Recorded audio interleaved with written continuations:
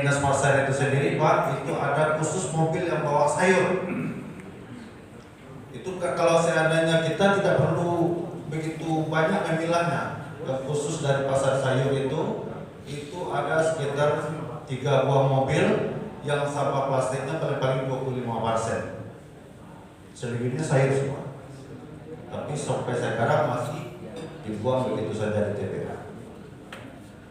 Ya mungkin itu informasi dari kami sebagai Kepala PT TPA Dingin.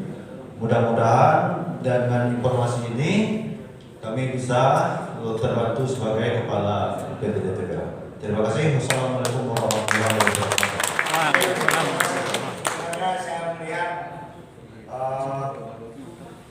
ini walaupun sedang kritis tapi tetap semangat kawan-kawan semua Bapak Ibu. Pertama saya berikan informasi terkait pertanyaan bahwasanya ini akan tindak lanjut terus acara ini karena besok kita RKTL kita akan membuat kita akan menuju asosiasi yang seperti harapan kita semua.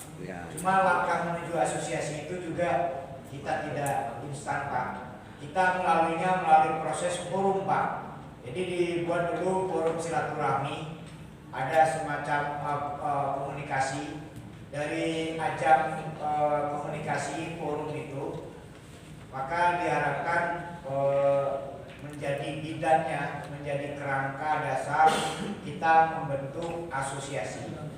Karena kalau kita selesai dari Grand Tour ini muncul asosiasi, kita baru kenal hanya sehari ini saja. Tentu harus ada chemistry, maka langkahnya itu akan dibuat forum silaturahmi, di mana forum silaturahmi ini nanti berkoordinasi dengan Dinas DPRD Provinsi, bisa menjadi sekretariat bersama forum, dan kita harapkan dengan komunikasi lancar, apakah via WA, berbagai informasi itu bisa menjadi titik temu bersama.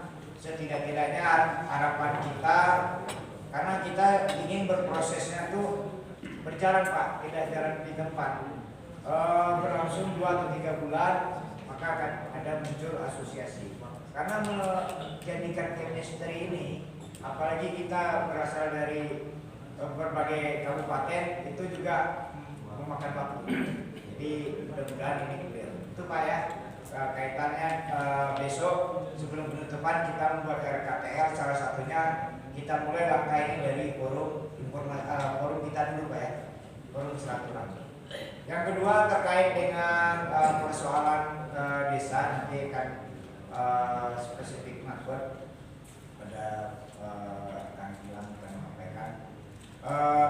Besar harapan kita sebenarnya dari pemerintahan desa, di sini juga hadir teman-teman dari DPRD, ini melihat, karena saya melihat ada beberapa desa yang sudah ada perdes tentang sampah, tapi ini harus kita bunyikan, kita harapkan ada model perdesnya seperti apa, karena bagaimanapun juga membangun kesadaran, awareness kita ini mulai dari rumah. Bentuknya sebenarnya kan bisa aja insentif, apakah bayar PBB dengan sampah, sekarang dikembangkan menabung sampah di anak-anak PAUD atau di SD, itu kan metodologi Pak ya. Tetapi yang lebih penting itu sebenarnya kadang menjadi miris ketika dibangun kesadaran dari rumah, justru diproses di tengahnya sebelum dibuang akhir, mobil sampahnya sendiri kurang mengakomodir. Sehingga kita harap juga ini melalui adanya forum silaturahmi, asosiasi, dan dukungan adanya perdes itu sejalan dengan adanya master plan yang jelas. Kita tadi ada saran bahwasanya mengenai kendaraan, sehingga juga memudahkan para penggiat-penggiat makro ini.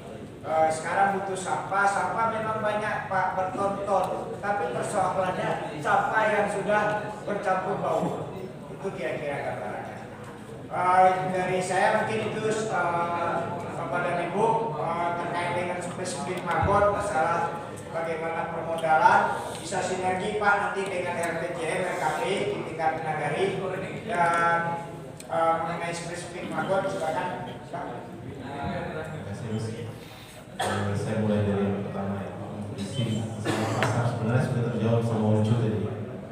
lucu saja berani mengambil. Memang permasalahannya kita di masyarakat seperti ini. Pertama, ketika akan kontrak, biasanya kalau mabuk ini ada kontrak, tidak bisa kita jual kayak menjual sayuran. Jadi agak sedikit berbeda. Jadi kalau umpamanya kebutuhan, umpamanya ini main dengan kolam lele, mereka itu kebutuhannya setiap hari. Nah, kelompok berani berapa siapkan, baru kita nego harga. Jadi kalau Bapak Ibu tidak bisa memastikan, maka pasar tidak tercipta di situ. Ya, bagi yang sudah ada kontrak, mereka sangat paham. Jadi pembudidaya juga harus real ya. Kalau sudah ada kontrak, maka dia harus menyiapkan. Maka penting ada forum jejaring tadi. Sehingga ketika kebutuhannya, ini ada sudah beberapa teman-teman yang menyatakan ini, kami butuh 3 ton. Bisa nggak disiapkan 3 ton dalam seminggu? Nah, tentu kita menghitung 3 ton ini berapa pembudidaya. Bisa 1, bisa 2, bisa 3 atau berapa? Nah, itu penting sekali untuk masalah pasar.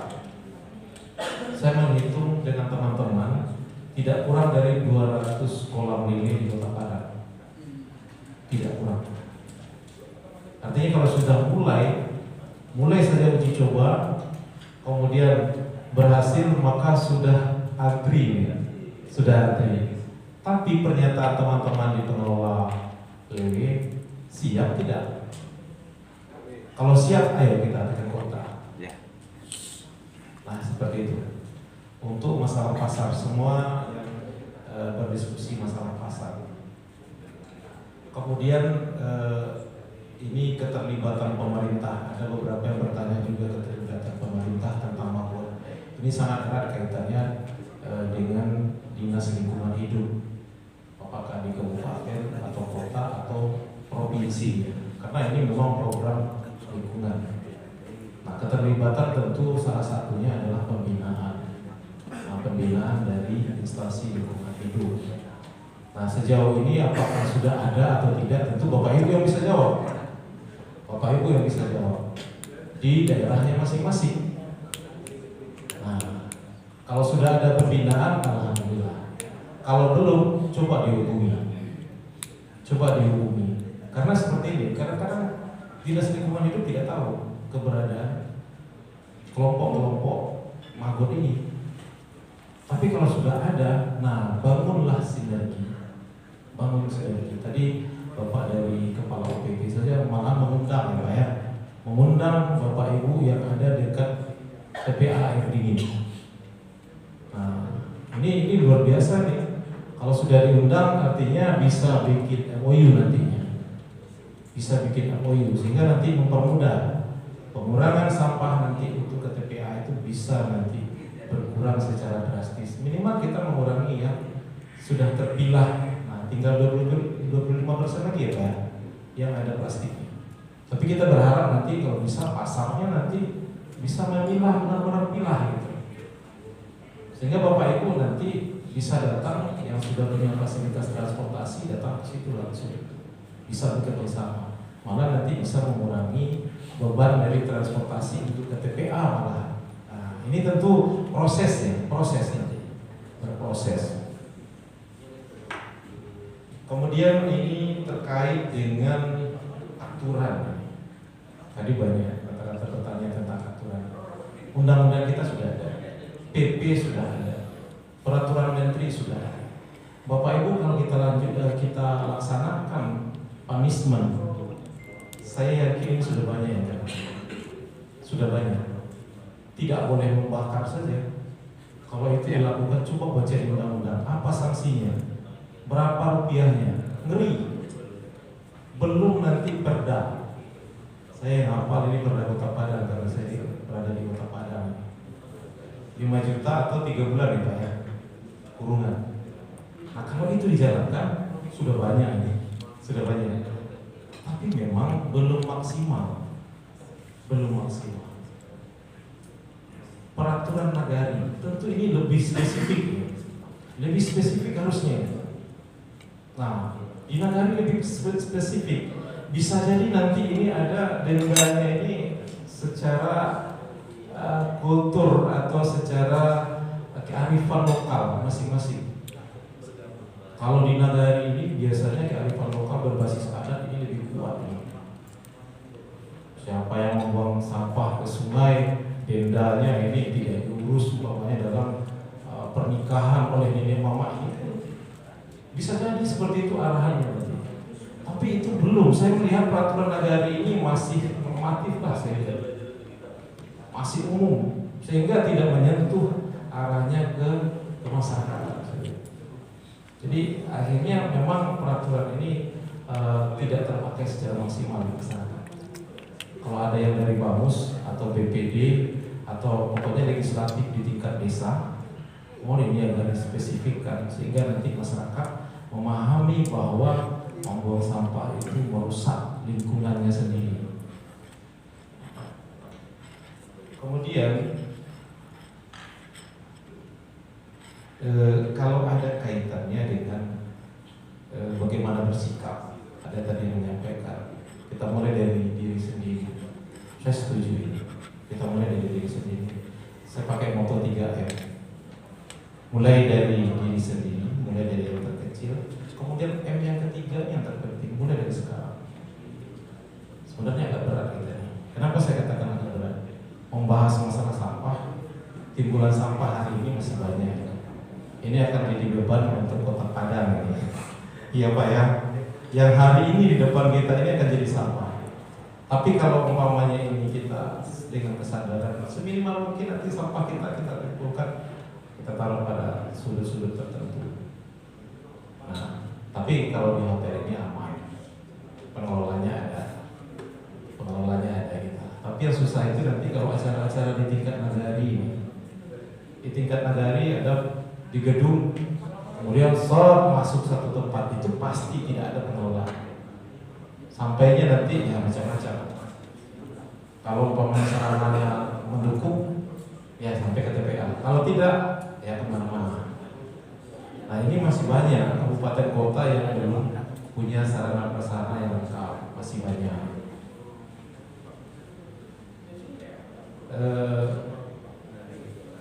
Nah ini Uncu tadi saya lihat ini banyak masukan-masukan. Karena saya lihat di sini Uncu bersama timnya ini sudah mandiri, ada arahnya juga ke ayam, kemudian ada untuk pertanian organik. Kemudian yang dari Demas Raya ya, Pak Bambang Hermanto tadi, yang bikin TPS 3R atau apa namanya Pak? TPS 3R atau apa? Iya, TPS 3R. Apa yang mau dilakukan pertama ya tadi? Kalau ini memang agak susah saya menjawabnya Pak. Karena ini biasanya memang petunjuk teknisnya ada. Kemudian kelompok yang ditunjuk juga ada. Kalau saya jawab nanti saya sudah melewati petunjuk teknis, nanti saya yang disalahkan ini. Tapi intinya kalau di masyarakat Bapak, yang pertama memang pemilahan dari sumber. Kalau tidak ada edukasi ke masyarakat sekitar, maka ini tidak akan sulit sekali. Nah, memang pemilahan di sumber ini edukasinya itu tidak bisa sekali jalan selesai, tidak. Memang berkali-kali. Saya melakukan itu door to door. Nah, tidak hanya di Kota Padang, tapi di daerah-daerah lain pun seperti itu. Jadi kita door to door. Kemudian dibantu dengan peraturan. Nah, peraturan ini yang paling spesifik itu ya di Nagari atau di desa. Sehingga dia kuat nanti. Kemudian ini dari Pak Kepala UPT dan IPNT Kota Padang ini luar biasa ya. Sampah kita potensinya di Kota Padang ini luar biasa banyak. Kalau ada pemain-pemain magot, nah ini ada undangan ini. Ayo Bapak Ibu yang di Padang ini ada undangan. Silakan bekerja sama. Kemudian mudah-mudahan lokasinya dekat ini, dekat dengan air dingin. Berarti kita sudah ada di sini sumber makannya. Kemarin juga teman-teman Mapolina, masyarakat petani organik mau kerjasama juga katanya dengan ini ya Pak ya, PT Sampah. Mudah-mudahan itu juga bisa jadi kompos nantinya. Ya, secara umum saya lihat itu pembahasannya kalau asosiasi ya sama yang disampaikan Pak Aldino tadi ya.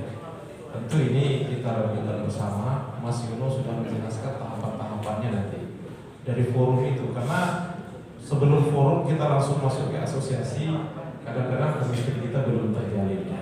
Ini penting. Forum itu dulu kita, forum diskusi dulu kita, kemudian nanti ada kopi darat di masing-masing kabupaten kota, kemudian baru kita mudah-mudahan nanti masih ada fasilitas dari DPD nanti ya. Nah mudah-mudahan tentu kita berbisik-bisik lah sama Mas Yono nanti gimana membisikkan juga dengan DPD nantinya. Mungkin itu penjelasan dari saya. Tambahan dikit Pak. Yang saya maksud tadi sampah logam berat itu limbah yang dari rumah sakit Pak. Baik, LB3 ya Pak ya? Ya, itu harus ada ketegasan dari Pemprov. Ya. Pak, LB3 sebenarnya Pak Bapak nggak usah cemas, itu sebenarnya ada unsur pidana di situ. Ya. Kalau polisi tahu Pak, Ya, cepat prosesnya. Di situ saya mulai berhenti menerima sampah Pak. Pak, kita bang sampah Pak, tidak menerima LB3 Pak. Kita hanya bermain di sampah yang ranah yang saya sampaikan tadi. LB3 kita tidak masuk Pak. Karena apa? Bapak tidak perusahaan pihak ketiga untuk bisa mengambil itu. Jadi kalau kita di bank sampah cukup yang saya sampaikan tadi, sampah plastik, kertas, logam, sejenis kaca. Nah, LB3 memang ada aturannya, aturan mainnya, ada TPS-nya, dan nanti ada LB3 yang mengatur dengan MOU dengan mereka untuk penjemputannya itu. Itu nggak bisa sembarangan ya. Kalau itu ketahuan, nah ini ada ranah pidana di situ Pak. Iya betul. Jadi kebetulan kami itu kan dekat dari lingkungan klinik, dari lingkungan rumah sakit, puskesmas. Nah itu maka saya tolak. Dan kalau masyarakat yang ini kami sudah mengimbau dan mengajak begitu sosialisasi yang melekat, tahu-tahu itu yang datang, orang ini tidak tahu akibat dari yang diantar ini. Nah, ini saya minta ketegasan dari Pemprov. Kalau itu ada SOP-nya untuk mengeluarkan dari rumah sakit itu atau dari RSUD.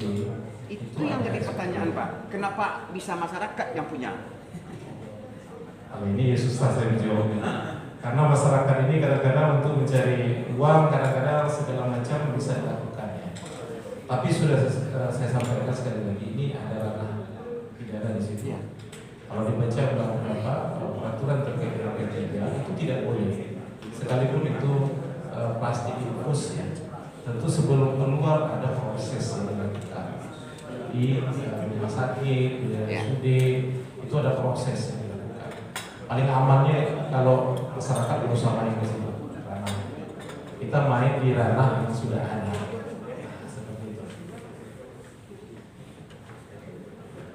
Baik Bapak dan Ibu, karena sudah malam juga saya lihat juga nih para sebagian peserta ya.